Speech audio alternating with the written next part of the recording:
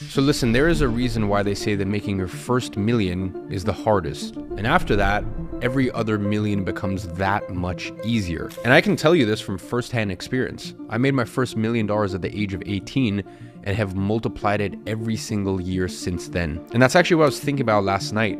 And that's what inspired me to make this video. I started thinking, how is it that every year making money and making millions becomes easier? And what was it that makes those first few years? Because yeah, I made my first million at 18, but that was after 4 years of entrepreneurship. So that is really the premise of today's video. I want to talk about the things that maybe aren't too fun, but will guarantee that you make your first $1 million.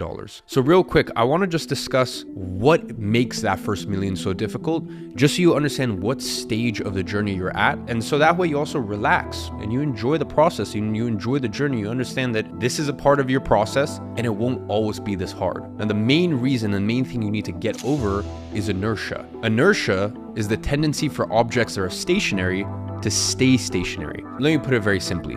If you were to go on a, let's say, 3-hour flight tomorrow, it would take your pilot about 5 minutes to take off and get you to cruising altitude. Now, with many hours to go, the pilot might check his gauges, and there, he's gonna notice that he's actually burned through 25% of his fuel in just the first few minutes of the journey. But your pilot wouldn't panic, because this is inertia in action. Getting something like a plane moving requires an enormous amount of energy.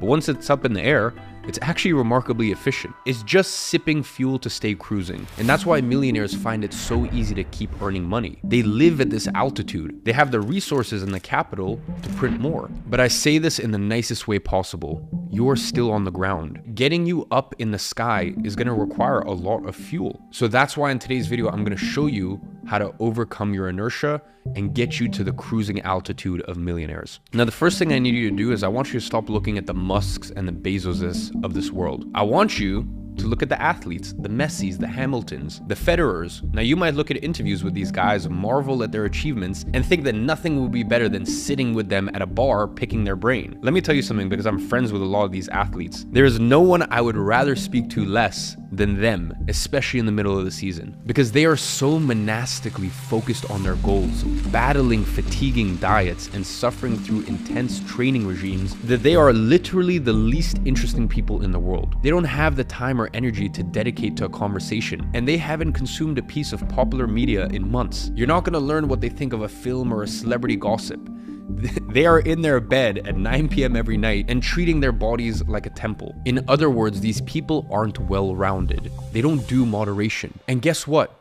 To make your first million, that's what's required of you. You need to remove the idea that you're going to be this perfectly well-rounded gentleman just dancing and sauntering through life. If you are serious about making real money, you need to accept that everything you do needs to be singularly focused when you're first starting out. And before this starts to sound too much like inspiration porn, I need you to understand that this isn't the ideal human state. Humans need social interactions.